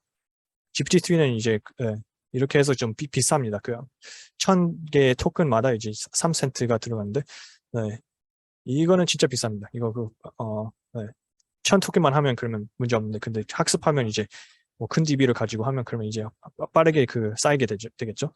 그리고 사용하는 것만이라도 비쌉니다. 인프루언스만 하는 것도 공짜는 아닙니다. 그리고 마지막으로 만약에 그러니까 요즘은 최근에 이제 그 블룸하고 그 OPT가 오픈 소스로 나온다고 했잖아요. 그래서 이런 비용이 없습니다. 다 공짜로 쓸 수 있는데 근데 공짜도 그것 공짜입니다. 왜냐면 그 제일 큰 모델을 쓰려면 가장 큰 블룸이나 그 OPT 모델, 블룸하고 OPT는 GPT-3만큼 큽니다. 셋 다 이제 175 billion parameter 모델들인데 근데 그거 뭐 공짜로 쓸 수 있어도 인퍼런스만 하면 그 GPU가 많이 필요하니까 그 많은 GPU를 쓰려면 그것도 사용하는 비용도 만만치 않습니다. 그래서 그 required compute가 이제 그 쳐보니까 그 이제 그 GPT-3는 학습할 때 만 개의 V100 그 GPU 엄청 비싼 엄청 성능 높은 그 만 개에 들어가는 슈퍼컴퓨터를 썼다고 합니다. 이 중에서 몇 개 GPU를 실제로 썼는지는 알 수 없지만 근데 일단 이 하드웨어로 이제 학습이 된 거고 그리고 인퍼런스만 할 때 그 블룸 제일 큰 모델 블룸을 그냥 인퍼런스만 할 때도 그 8개의 A100 그 GPU가 필요하고 그리고 OPT는 비슷한 말인데 그래서 384개 기가바이트의 GPU 메모리가 인퍼런스만 하려면 그만큼 필요하다고 그 제일 큰 모델 작은 모델 우리 쓸 수 있는데 제일 큰 모델은 이렇습니다. 그리고 마지막 이것도 이것도 문제이긴 한데 그래서 그 환경에 대한 그 엄청 안 좋은 영향이 많습니다. 그 카본 이미션 이런 것 그래서 아까는 그 GPT-2까지 나온 때까지 그 타임라인을 보여드렸는데 이제 그 후 이제 2020년 이제 large language model 시대에 또 이거 좀 최신화된 모델입니다. 그래서 최대한 제일 유명하고 의미 있는 모델을 이제 그 나열을 했는데 그래서 그 보시다시피 그 2019년 그 GPT-2 나왔을 때 상대적으로 진짜 작은 거에서 그때 당시에는 이거 엄청 크다고 생각했는데 사람들이 근데 이때는 1.5 billion이었는데 GPT-3 나왔을 때 175 billion 이거 엄청나게 커진 거죠. 그리고 이후로는 계속 그냥 주로 큰 모델 위주로 나왔습니다. 그 모델 커지면 그만큼 성능이 높아진 거 봤으니까 GPT-3를 봐서 그래서 그 트렌드가 계속 늘어나가지고 그래서 이제 메가트론 튜링 이것도 유명했는데 그 당시에 제일 컸고 엔비디아 마이크로소프트 만든 거 메가트론 튜링 에너지 이거 그 최근에 블룸 나온 거 이것도 그 구조를 기반해서 학습된 모델인데 블룸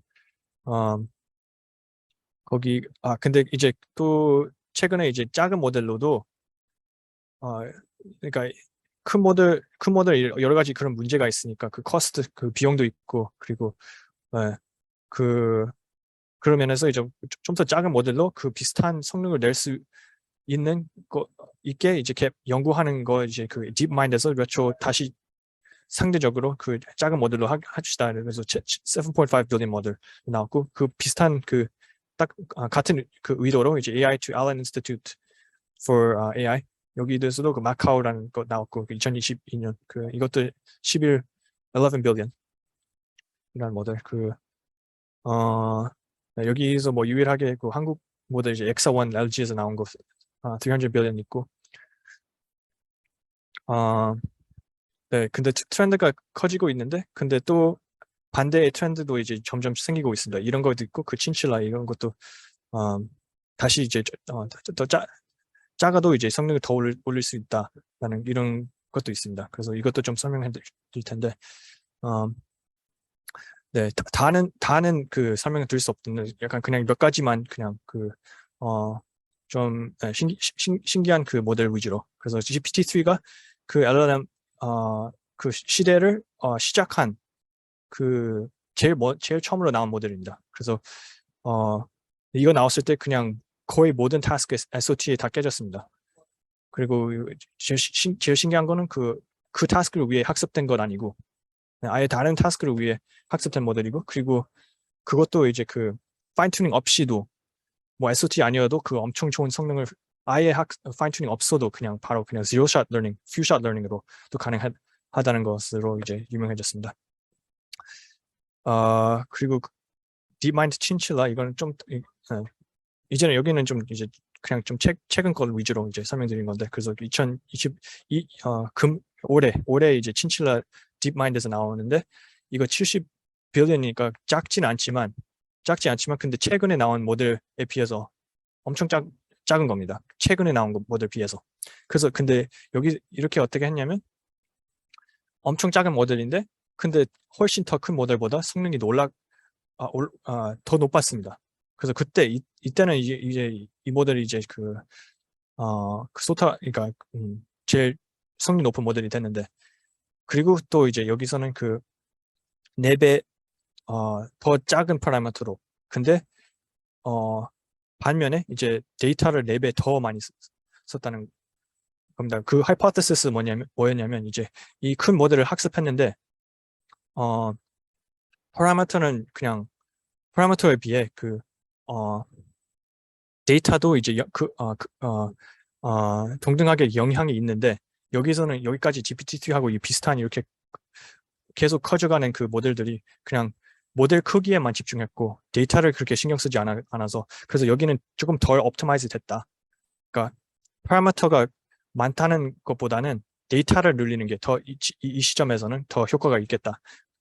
그런 그 하이포테시스를 테스트하기 위해 친칠을 만들고, 그리고 그거 증명이 됐습니다. 그래서 사실 훨씬 더 작은 모델인데 근데 훨씬 더 많은 데이터를 썼는데 이제 성능이 이제 다 이겼습니다. 그래서 그거 그 하이포테시스 현재 있는 기존의 large language model은 undertrained 였다라는 하이포테시스 확립했습니다. 근데 그 후로는 또 이제 구글에서 palm이라는 거 나왔고, 이거는 또 친칠러 이겼습니다. 근데 이거는 또 이제 엄청 큰 모델입니다. 540개, 540 빌리언. 그래서 뭐 어떻게 보면 이거 더 다시 large model의 그 우승하다는 것을 뭐 증명한다고 할 수 있는데, 근데 이거는 뭐 훨씬 더 작은 모델로 이제 비슷한 성능을 낼 수 있다는 게 그 대단한 거죠.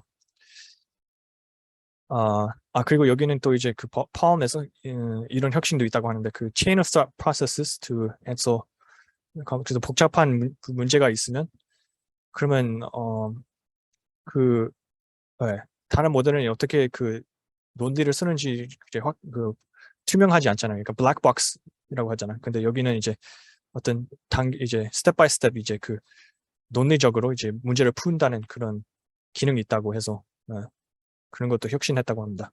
알리바바 그 중국에서도 좀 혁신하고 있는데, 그 M6라는 워드 나왔고, 그 GPT-3보다 5배 더 컸는데, 그런데도 에너지 소모하는 그게 1%밖에 안 됐다. 그리고 비용도 훨씬 작았다. 그래서 307,000 훨씬 더 싸게 그 학습했다라는 것이 혁신이었습니다. 그래서 엄청 빠르게 그 학습했다는 거. 이게 구글에서 글램 이것도 최근 나오는데, 그래서 글램 이거 첫 보기엔 엄청 큽니다.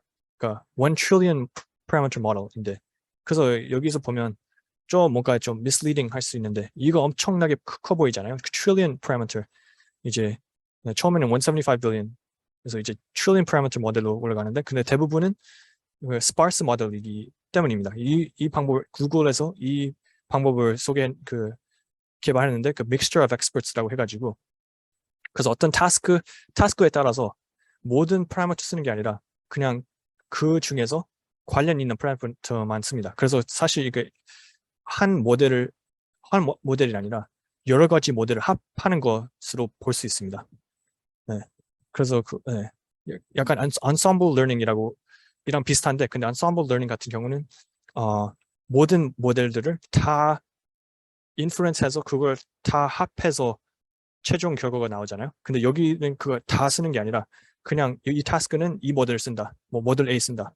이 타스크니까 모델 B를 쓴다. 그래서 엄청 커 보이는데 근데 엄청 스파스하고, 그리고 그때 이제 필요한 파라미터만 쓰는 방식입니다. 앞으로 이것도 모델들은 이런 트렌드 많이 따라할 거라고 예상하는 사람 많습니다. 아까 말씀드린 것처럼 DeepMind Retro하고 AI2 Macau 이거는 이제 훨씬 다시 작은 모델로 이제 그 큰 LLM이랑 비슷한 성능을 내겠다라는 이런 연구도 진행되고 있고, 블룸하고 OPT 이거는 제일 처음으로 이제 우리가 쓸 수 있는 LLM 오픈 소스 했습니다. GPT-3랑 같은 크기로. 오케이, 그래서 결론으로 이제 마무리한다면, 이제 NLP 앞으로 어떻게 발전할지 이런 그냥 질문들을 제가 모아놨습니다. 제가 생각했을 때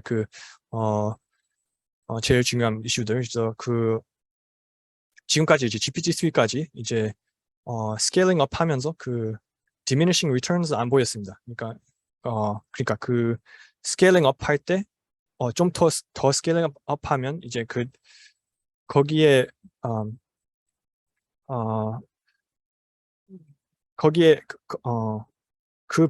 그만큼 스케일링 업 하면 그만큼 성능이 올라갔을 때 그거 계속 하면 그러면 조만간 이제 스케일링 업 하면 추가적인 스케일링 업이 상대적으로 그 효과가 좀 낮아지는 게 그거 diminishing marginal returns라고 하는데, 그래서 그거 조만간 생기겠다라고 사람들이 생각하는데, 근데 GPT-3까지는 그거 안 보였습니다. 그러니까 아무리 크게 스케일링 업 해도 그만큼 스케일링 업 하면 그만큼 성능도 같이 올라갔습니다. 그래서 그 성능 올라가는 거 느려지는 거 보이진 않습니다. 그때까지는.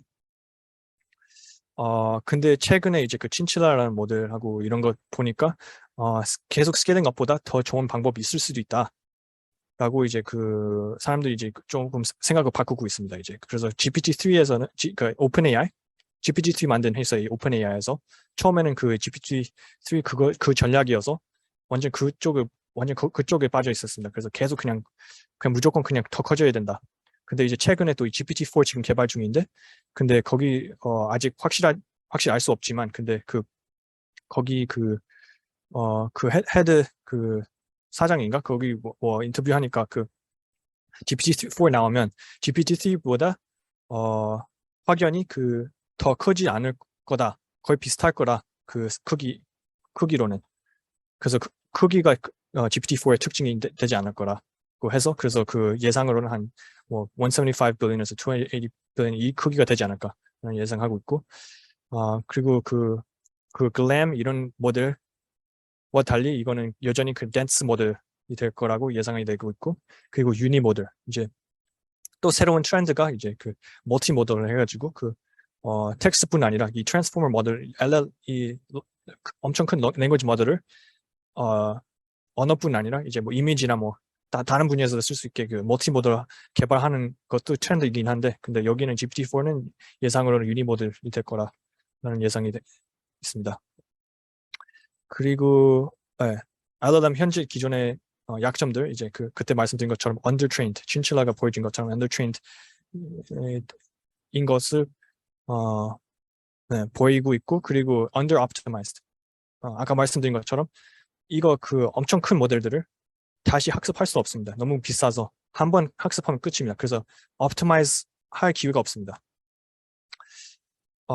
그래서 이거 해결하기 위해, undertrained 문제를 해결하기 위해 친칠라처럼 그 파라미터 더 적게 쓰고 차라리 데이터를 더 많이 쓰는 전략도 있고, 그리고 이 under-optimized 문제를 해결하기 위해 그 MuP parameterization 이제 최근에 생겼는데, 이게 어떻게 깨달았냐면, 사람들이 이제 그 작은 모델들을 optimization 하면, 뭐 예를 들면 GPT-3에 여러 가지 모델이 있습니다. 그 작은 모델 있고, 중간 모델 있고, 큰 모델 있고, 블룸도 그렇습니다. 블룸하고 OPT 다 각각 이제 small version, 그 작은 버전하고 중간 버전, 큰 버전 이렇게 되어 있는데, 근데 어떻게 뭘 깨달았냐면, 그 작은 모델을 optimize 하면 그 optimal 웨이트를 가지고 그 같은 계열에 있는 더 큰 모델에 적용했을 때 똑같이 그 효과가 있다라는 걸 깨달았습니다. 그래서 그 UP parameterization 써가지고 그러면 이제 그 optimization 할 수 있다는 거죠. 그 large language model도 그냥 작은 모델을 학습해서 그 웨이트를 그대로 써가지고 그 큰 모델을 적용하는 방식입니다. 오케이. 그래서 그 LLM 같은 경우 말씀드린 것처럼 이제 few-shot learning 해가지고 그냥 학습되지 않은 타스크에도 잘 하는 것을 보니까, 그게 바로 이제 AGI라는 정의잖아요. 이제 그 narrow task, 좁은 분야 안에서만 잘 할 수 있는 게 아니라 그냥 general한, 그냥 모든 타스크를 잘 할 수 있다는 게, 그거 artificial general intelligence라고 하잖아요. 그래서 그거는 어느 정도 NLP 안에서는 그 large language model을 통해서 이루어지는 것 같은데, 근데 그러면 더 포괄적으로 그냥 전체적인 AGI를 만들 수 있냐, 그러니까 더 NLP 이제 이상으로 다른 분야로도 적용할 수 있냐, 라는 뭐 이런 것도 질문이긴 한데, 그래서 그 방향으로 가는 게 이런 뭐 딥마인드하고 게이터하고 플라밍고 이거 비주얼 랭귀지 모델이라고 해가지고 랭귀지 모델인데 비주얼 부분이 있는 이런 거 하고, 그 중국에서 우다오하고 알리바바 M6 이런 거 다 랭귀지 모델이긴 한데, 근데 입력하고 출력에 텍스트만 있는 게 아니라 이미지도 들어갑니다. 이미지도 인풋이 되고 이미지도 아웃풋이 되고. 오픈 AI에서 개발한 달리는 그 또 아마 랭귀지 모델이랑 비슷한 구조인 것 같은데, 이거 정확히 기억 안 나지만, 근데 하여튼 여기서는 또 이제 텍스트가 입력이 되고, 그리고 출력이 이미지니까. 그리고 그 구글에서 세이칸 최근에 나온 거 있는데, 이거는 텍스트가 입력이 되면 그러면 그 랭귀지 모델을 써가지고 그걸 이제 로봇 그 행동으로 바꾼 겁니다. 그러니까 지금까지 이제 로봇을 이제 그 지시를 주면 엄청 정확하게 지시를 줘야 됐습니다. 그래서 뭐 예를 들면 물을 따라주라 이렇게 말할 수는 없습니다. 이렇게 그러면 이제 로봇 이해할 수 없으니까. 그래서 어떤 위치를 가가지고 거기서 그 물잔을 집어들고 거기서 물 따라 하고 그 컵을 나한테 주라, 약간 그런 식으로 엄청 구체적으로 지시를 해야 로봇을 이해할 수 있었는데, 근데 이제 구글 세이칸을 이제 NLP 랭귀지 모델을 써가지고 사람들이 그냥 일반적으로 그냥 자연스럽게 쓰는 말을 해가지고 로봇들이 이해할 수 있게 하는 그런 것도 개발하고 있습니다. 그리고 이것도 또 오픈 퀘스천이라고 생각하는데, 지금까지 이제 이루어진 LLM으로 이루어진 성능이 이제 더 작은 모델로 이루어질 수 있냐. 그래서 large 모델들은 이제 그 자원도 많이 필요하고, 그리고 비싸고 그 비용도 많이 들고, 그래서 아까 말씀드린 것처럼 이런 트렌드도 있는데, 그 작은 모델로 이제 같은 성능으로 만들려고 하는 트렌드. 튜링 테스트가 언제 통과할 수 있냐. 그래서 최근까지 로브너 프라이즈라고 해가지고 이거 진짜 그냥 진짜의 대회를 열어가지고 이거 튜링 테스트 이제 뭐 사람인지 챗봇인지 구분할 수 있냐. 구분할 수 없으면 그러면 튜링 테스트가 통과했다고 하잖아요. 그래서 이거는 언제 확실히 이제 통과할 수 있다고 말할 수 있을까? 지금도 이제 LLM 엄청 성능이 좋아졌지만, 근데 계속 대화하면 그러면 분명히 인간이 아니라는 티가 확실히 나니까 이거 아직 문제입니다. 그리고 when will training new models from scratch. 그래서 지금까지 또 이제 각 회사마다 자기네 모델 있잖아요. 따로.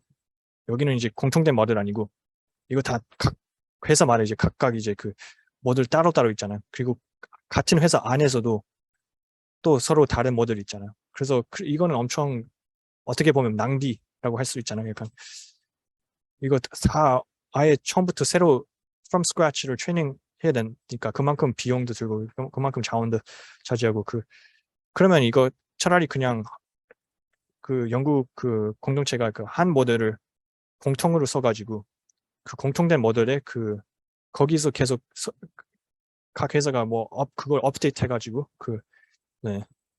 하면 그러면 좀 덜 낭비되지 않을까라는 그런 질문이어서, 그것도 앞으로 언젠가는 공통된 모델로 정해지지 않을까라는 생각이 듭니다. 네, 저는 제 발표는 여기까지입니다. 질문 있으신 분 있으면 질문해 주시면 감사하겠습니다.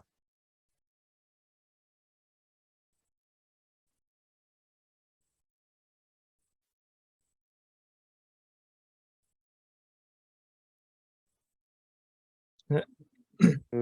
아주 발표 내용이나 전반적으로 짜임새가 너무 완벽했어요. very comprehensive하게 잘 설명을 해주어가지고 네, 감사합니다.